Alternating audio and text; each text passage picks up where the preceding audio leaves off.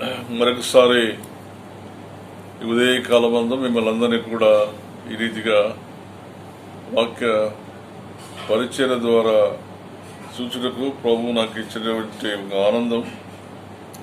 సంఘంలో ప్రార్థనలు పెట్టడం లేకుండా ఉన్నది. కారణం ఏమనగా మరి కంటైన్మెంట్ ఏరియాలో పెట్టకూడదని కమిషనర్ గారు చెప్పినందువలన పెట్టడం లేదు. తప్పకుండా కనీసం జూలై 5వ తారీఖు నుంచి అయినా మొదటి వారం నుంచి అయినా చర్చిల్లో జరుగుటకు ప్రభు మనం ప్రార్థిస్తాం. కొన్ని చర్చెస్లో జరుగుతున్నాయి, అక్కడ ఆ ఏరియాలో అది రెడ్ జోన్ కాదు కాబట్టి, మన బుధవారపేట రెడ్ జోన్లో ఉన్నది కాబట్టి ఈ రీతిగా మనకు సలహాలు ఇవ్వబడినాయి గవర్నమెంట్ వారి చేత. అపోస్తల కార్యాలు 8వ అధ్యాయము 39వ వచనాన్ని మనం జ్ఞాపకం చేసుకుందాం.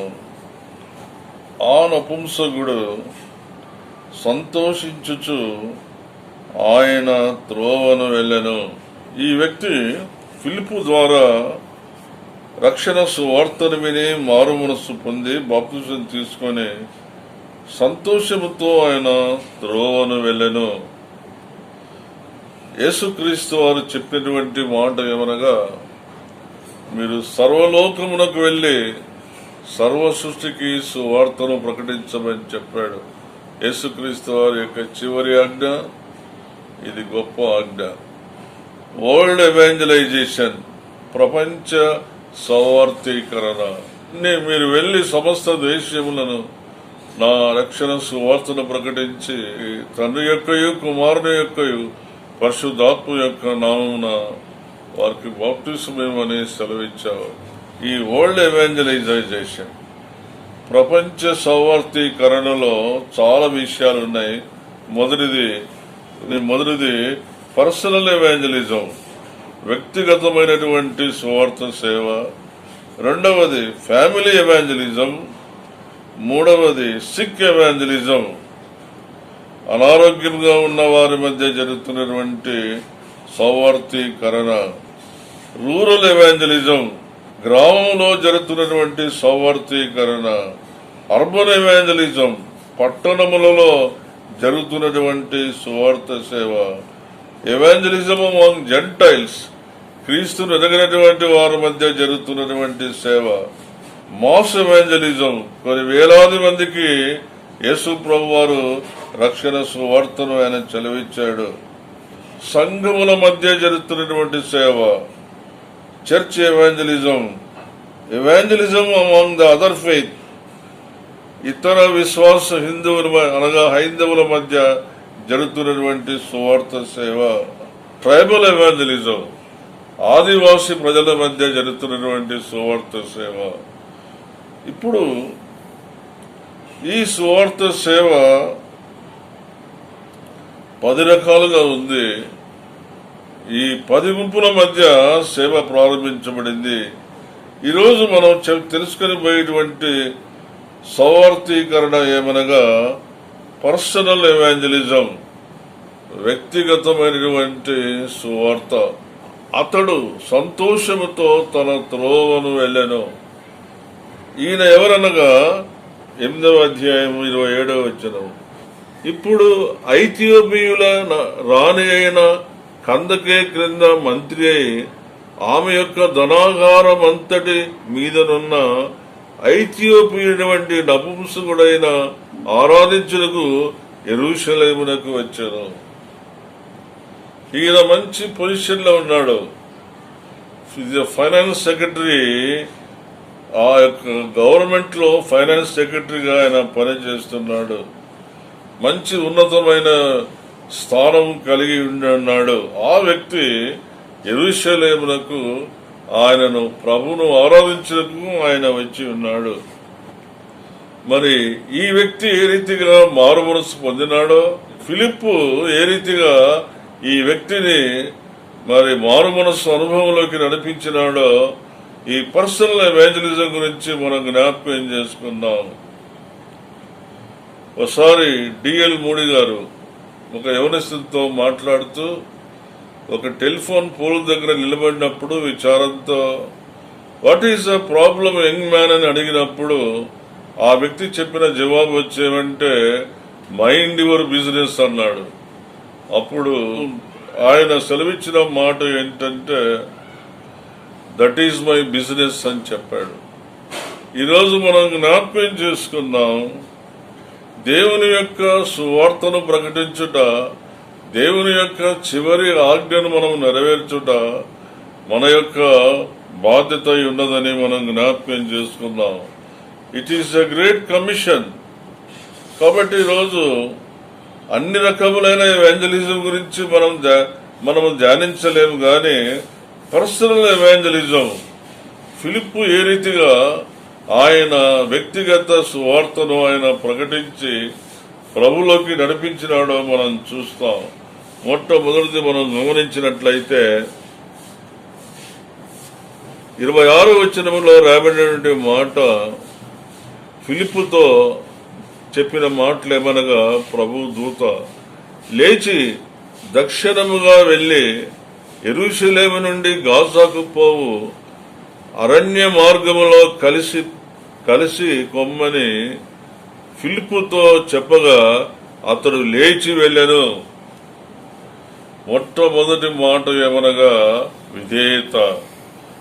ఎప్పుడైతే దూత ఆజ్ఞాపించినదో తెలియజేసినదో వెంటనే లేచి ఆయన వెళ్ళాడు. ఈరోజు మనం జ్ఞాపకం చేసుకుందాం. మొట్టమొదటి చివరగా సౌవార్తీకరణలో, వ్యక్తిగత సౌవార్తీకరణంలో మొట్టమొదటి చివరగా విధేయత. నేను అనేక సార్లు చెప్తుంటాను, ఏ స్థలములో విధేయత ఉంటుందో ఆ స్థలములో మరి దేవుని యొక్క ఆశీర్వాదం ఉంటాయని మనం జ్ఞాపకం చేస్తున్నాం. ఒబీడియన్స్ ఆఫ్ ఫిలిప్ యొక్క విధేయత. ఫిలిప్ యొక్క పరిచర్యలో ఈయన ఎల్లప్పుడూ కూడా అందుబాటులో ఉంటున్నాడు. ఎక్కడికి వెళ్ళమంటే అక్కడ వెళ్తాడు. Obedience to the lord's will. అతడు తిరిగి వెళ్ళొచ్చు తన రథం మీద కూర్చుండి ప్రవక్త అయిన యెషయా గ్రంథమును చదువుచుండెను. 29వ వచనములో చూస్తే, అప్పుడు ఆత్మ ఫిలిప్పుతో నీవు ఆ రథము దగ్గరికి పోయి దాన్ని కలుసుకొనమని చెప్పాను. ఆత్మ నడుపుదల. వ్యక్తిగతమైన సౌవార్తీకరణములో రెండవది చెమనగా ఆత్మచేత నడిపించబడాల. ఎవరైతే పరిశుద్ధాత్మ చేత నడిపించబడతారో వారు ఈ సౌవార్తీకరణలో వారు జయమను గ్రహిస్తారు. Guidance of the holy spirit, పరిశుద్ధాత్మ నడుపుదల. ఫిలిప్పు ఆత్మ వశుడై ఆత్మ నడుపుదల కలిగి ఉన్నాడు. తర్వాత 30వ వచనంలో మనం చూసినట్లయితే,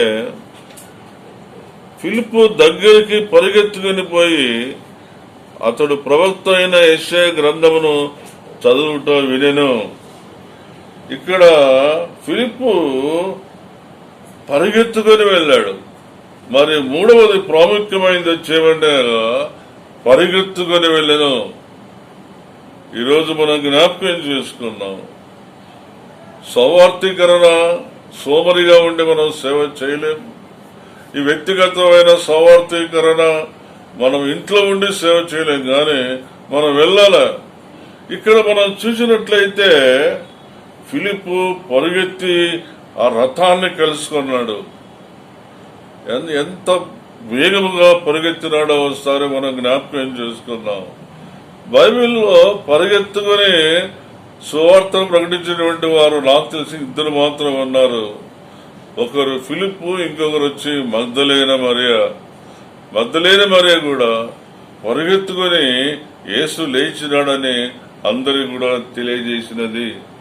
పరిగెత్తుకుని రథమును కలుసుకొని యెషయా గ్రంథమును చదువుట వినెను. పరిగెత్తడం మాత్రమే కాకుండా ఆయన ఆ వ్యక్తి ఏది వాక్యాన్ని చదువుతున్నాడో దాన్ని విన్నాడు.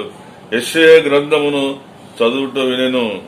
ఈ ఫిలిప్పు మరి ఆ వ్యక్తితో చెప్పినటువంటి మాటలు ఏమనగా, నీవు చదువునది గ్రహించుచున్నావా? Do you understand what you are reading? ఈ దినములో అనేక సార్లు మనం బైబిల్ చదువుతుంటాము కానీ అది అర్థం కాకపోవచ్చు. అందుకనే దేవుని వాక్యములో యెషయా గ్రంథములో రాయబడిన మాట ఏమనగా, వాక్యమును పరిశీలించి మనం చదువుకున్నాను. ఆయన వాక్యం చదువుతున్నాడు కానీ గ్రహించలేకపోతున్నాడు. అప్పుడు ఆ అయితీపోయిన నపుంసకుడు ఏమన్నాడంటే, ఒకడు త్రోవ చూపుకుంటే నేను ఎలాగూ గ్రహించునని సెలవిచ్చాడు. తర్వాత మనం గమనిస్తాం 31వ వచనములో, రథమెక్కి తనతో కూర్చుండమని ఫిలిప్పుని వేడుకొనెను. వెంటనే ఫిలిప్పు రథమెక్కి కూర్చున్నాడు. ఇద్దరు కలిసి వాక్య సహవాసంలో ఉండి మరి యెషయా గ్రంథాన్ని వారి చదువుతున్నారు. తర్వాత ప్రాముఖ్యమైనది ఏమనగా 35వ వచనంలో మనం చూస్తున్నాం. 35వ వచనంలో, అందుకు ఫిలిప్పు నోరు తెరిచి ఆ లేఖనములను అనుసరించి అతనికి యేసును గూర్చిన సువార్తను ప్రకటించినాడు. యేసు లోకరక్షకుడు. యేసు మానవ అవతారంలో ఈ లోకానికి వచ్చి ఆయన తల్లి అయిన మరియ గర్భములో ఆయన జన్మించి 30 సంవత్సరాలు యేసేపు మరియమ్మ ఇంట్లో ఉండి 3.5 సంవత్సరాలు సువార్తను ప్రకటించి శిలువలో తన రక్తాన్ని తన ప్రాణాన్ని అప్పగించి మనకు రక్షణ భాగ్యమును అనుగ్రహించి ఉన్నాడు. ఫిలిప్పు ఏం చేశాడంటే లేఖనములను గురించి అతనికి యేసును గుర్చిన సువార్తను ప్రకటించాను. Philip explained to him the good news about the gospel and the good news of salvation and the good news of Jesus. ఎప్పుడైతే ఆ మాటలు విన్నాడో, యేసును గురించిన సువార్తను విన్నాడో, ఆయన జీవితంలో గొప్ప మార్పు కలిగింది. మరి ఇక్కడ రాబడిన మాటను మనం జ్ఞాపకం చేసుకున్నాం. ఎప్పుడైతే సువార్తను విన్నాడో ఆ సువార్తలో శక్తి ఉంది. ఆ శక్తి ఐతియోపియటువంటి నపుంసకుని యొక్క మనస్సును మార్చివేసినది. యేసుని గురించిన సువార్త విన్న తర్వాత ఆయనలో గొప్ప మార్పు వచ్చింది. చివరిగా మనం చూస్తాం, అంతటా ఫిలిప్పు అతనికి బాప్టిజం ఇచ్చాను. ఫిలిప్పు అక్కడ బాప్టిజం పొందినాడు ఆ నీళ్లలో. ఫిలిప్పు ఆ ఐథియోపియా నపుంసకుడు ఇద్దరు కూడా దిగి ఆ నదిలో బాప్తిసం పొంది ఉంటున్నాడు. ఈ రీతిగా ఆ వ్యక్తి ఎవరనగా ఐథియోపియా నపుంసకుడు ఫిలిప్పు యొక్క పరిచర్య వలన, వ్యక్తిగత సువార్త వలన యేసు నమ్మి వెంటనే ఆయన రథమును దిగి ఫిలిప్పు చేత బాప్తిసం పొందెను. ఎప్పుడైతే వాక్యాన్ని విని మారు మనసు పొంది బాప్తిసం పొందినాడో, దేవుని వాక్యములో రాయబడిన మాట ఏమనగా, ఆ నపుంసకుడు సంతోషముతో తన త్రోవను వెళ్ళెను. సంతోషంతో ఆయన త్రోవలో వెళ్ళాడు. ఆయనలో ఉన్న దుఃఖం పోయింది, ఆయనలో ఉన్న భారం పోయింది, ఆయనలో ఉన్న అనుమానం పోయింది, ఆయనలో ఉన్నటువంటి ఆ దుష్ట స్వభావము, పాపిష్ట స్వభావం అంతా కూడా పోయి ప్రభువు ఆయనకు ఒక మంచి హృదయం అనుగ్రహించి ఉన్నాడు. ఆ నపుంసకుడు సంతోషముతో తన త్రోవను వెళ్ళెను. ప్రభువును రక్షకుడిగా అంగీకరించాడు. మరి ఫిలిప్పు తన మార్గంలో వెళ్ళిపోయినాడు. మరి ఆ నపుంసకుడు తన యొక్క గమ్యాన్ని చేరినాడు. ఈరోజు మనం జ్ఞాపకం చేసుకున్నాం. ఈ సౌవార్తి, వ్యక్తిగతమైన సౌవార్తీకరణంలో ఒకటి విధేయత కలిగి ఉండాలా ఆయన మాటలకు, ఆయన ఆజ్ఞలకు. రెండవది పరిశుద్ధాత్మ చేత నడిపించబడాల.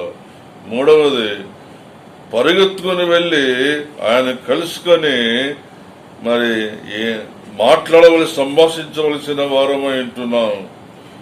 దేవుని యొక్క వాక్యాన్ని చదువుతున్నారు కానీ అర్థం లేకుండా చదువుతున్నారు. దేవుని యొక్క వాక్యంలోని భావాలను వారికి తెలియజేయవలెను. రథమెక్కి వాక్య సహవాసంలో, ప్రార్థన సహవాసంలో ఉండవలెను. మరి ఆ వ్యక్తికి మరి పౌలు ఫిలిప్పు చేసినటువంటి పని ఏమనగా, లేఖనములను అనుసరించి అతనికి యేసుని గురించి సువార్తను ప్రకటించినాడు. సువార్తను విన్న తరువాత ఆయన జీవితంలో మార్పు వచ్చింది. చివరిగా 7వది మనం జ్ఞాపకం చేసుకుందాం. ఆయన బాప్తిజం పొందెను. నపుంసకుడు సంతోషంతో తన త్రోవను వెళ్ళినాడు. ఈరోజు మనం జ్ఞాపకం చేసుకున్నాం. ఈ వ్యక్తిగతమైనటువంటి ఈ పరిచర్యలో, ఈ సువార్తీకరణంలో 7 విషయాలను మనం జ్ఞాపకం చేసుకున్నాం. మనం కూడా సమయమందును అసమయమందును ఎవరితో అయితే మనం కలుసుకుంటామో, ఎవరితోనైనా మాట్లాడుతామో, వారికి ఒక మాట, ఒక వాక్యం మనం వారికి చెప్తే వారు ఎంతో ఆనందిస్తారని మనం జ్ఞాపకం చేసుకున్నాం. వ్యక్తిగతమైన సువార్తీకరణలో అనేక మంది ప్రభు దగ్గరికి వచ్చారు. ప్రభు నామానికి స్తోత్రం చెల్లిస్తున్నాం. యేసుక్రీస్తు అనేకులను ప్రభు దగ్గర తీసుకుని వచ్చాడు. ఈ ప్రపంచ సువార్తీకరణంలో మరి మొట్టమొదటిది పర్సనల్ ఎవాంజలిజం. ఆ ఫిలిప్ ఏ రీతిగా సువార్తను ప్రకటించినాడో మనం కూడా మరి సమయమందును అసమయమందును అన్ని స్థితిలో అన్ని వేళలో వ్యక్తులతో కలిసి మనం మాట్లాడి రక్షణ సువార్తను ప్రకటించి వారి రక్షణలోకి నడిపించాలని వాక్యం ద్వారా ప్రభు మనల్ని హెచ్చరిస్తున్నాడు. పరమ తండ్రి అయిన దేవుని ప్రేమయు, మన ప్రభును రక్షకుడైన యేసుక్రీస్తు కృపయు, పరిశుద్ధాత్మ యొక్క అన్యోన్య సహవాసం సన్నిధి సదాకాలము త్రోయుండుగాక. ఆమేన్.